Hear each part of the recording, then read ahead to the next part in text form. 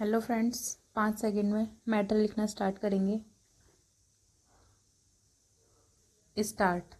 अध्यक्ष जी, किसी भी देश की विदेश नीति अपने में कोई स्वतंत्र नीति नहीं होती है, वरन वह किसी देश की आंतरिक नीति को स्पष्ट करती है।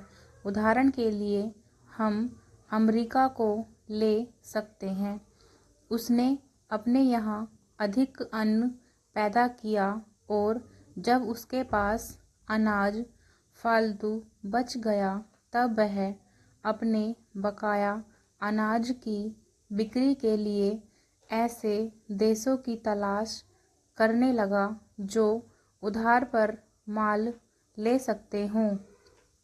किंतु हमारी आंतरिक नीति ने यह तय किया कि खर्चीले ढंग से सरकार चलाएंगे और स्वदेशी मुद्रा की कोई राशि हमारे पास नहीं बचेगी।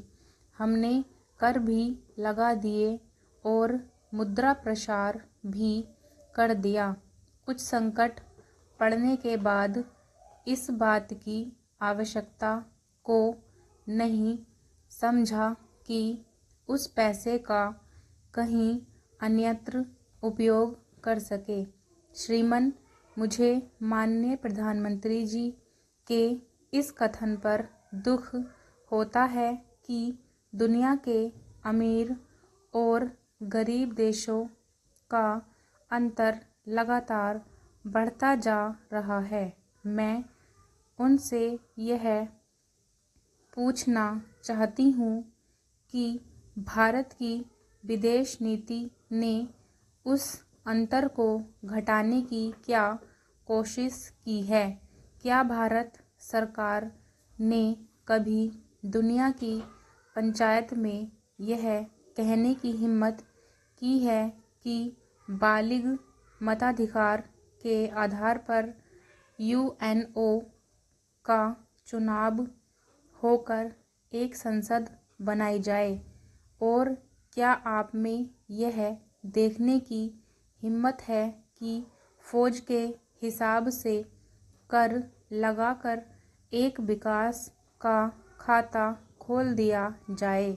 जो देश विकसित हैं उनके मजदूरों का 1 घंटा हमारे देश के मजदूरों के 100 घंटों के बराबर माना जाता है, क्योंकि उनके पास साधन हैं। इसलिए यह अंतर और भी बढ़ता चला जा रहा है।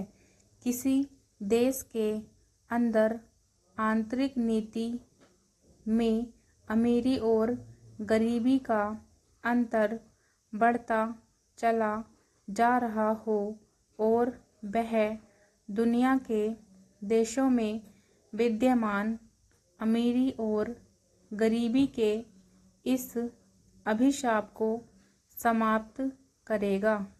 यह समझ में आने वाली बात नहीं है। अब मैं आपका ध्यान एक और बात की ओर दिलाना चाहती हूँ। पूर्वी जर्मनी को मान्यता देते हमें परेशानी होती है, इसलिए कि शायद पश्चिमी जर्मनी को बुरा लगे, लेकिन पश्चिमी जर्मनी ने तो अपनी रक्षा का भार दूसरों पर छोड़ दिया है। उसने अपनी पूरी शक्ति इस बात पर लगा दी है कि अधिक से अधिक उत्पादन किया जाए। आपने जो समय दिया उसके लिए मैं आभार प्रदर्शन करता हूँ और आपका धन्यवाद करता हूँ। Stop. Thank you so much for watching.